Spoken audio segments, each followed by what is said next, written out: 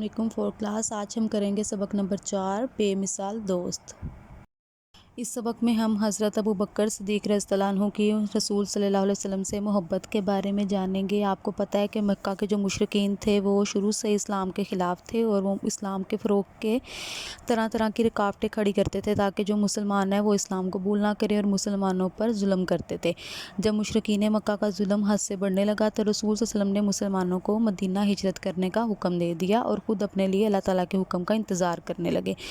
رسول صلی اللہ علیہ وسلم کو حضرت ابو بکر صدیق سے اس قدر محبت تھی کہ آپ ہر روز صبح یا شام کے وقت ان کے گھر ضرور تشریف لے جاتے تھے، لیکن جس روز آپ کو ہجرت کی اجازت ملی آپ دوپہر کے وقت حضرت ابو بکر صدیق کے گھر تشریف لے گئے اور انہیں بتایا کہ اللہ تعالیٰ نے ہمیں ہجرت کرنے کا حکم دیا ہے اور آپ بھی میرے ساتھ چلیں۔ حضرت ابو بکر صدیق جو کافی عرصے سے اس دن کا انتظار کر رہے تھے، ہجرت کی خبر سنتے ہی خوشی سے رونے لگے اور سفر کی تیاری شروع کر دی۔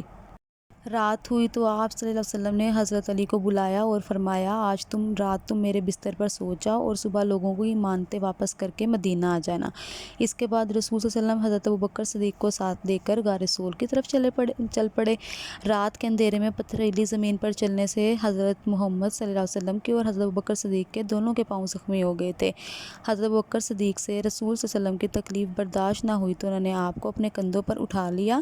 غار کے پاس جب پہنچے تو ابو بکر صدیق نے آپ سے درخواست کی کہ پہلے مجھے غار کے اندر جانے دیں تاکہ میں غار کی صفائی کر سکوں۔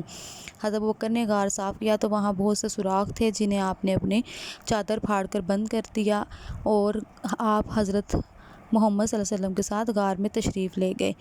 ایک بل باقی رہ گیا تھا۔ حضرت ابو بکر صدیق نے اس کے سامنے اپنا پاؤں رکھ دیا تاکہ کوئی موذی جانور آپ صلی اللہ علیہ وسلم کو نقصان نہ پہنچا سکے۔ یہ ایک سانپ کا بل تھا۔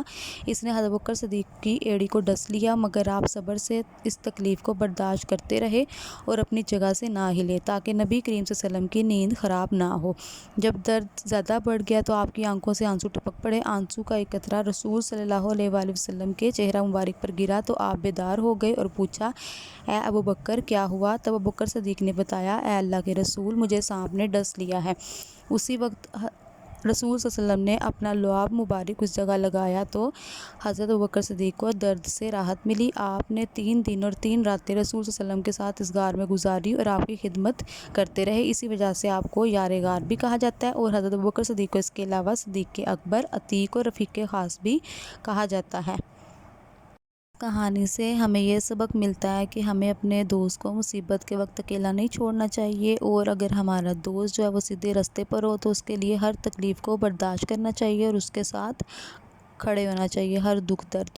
اس سبق کے اہم الفاظ ہیں طلوع، رفیق، ہجرت، تشریف، طاقتور، مشرکین، خوشی، پتھریلی، سوراخ، شدت۔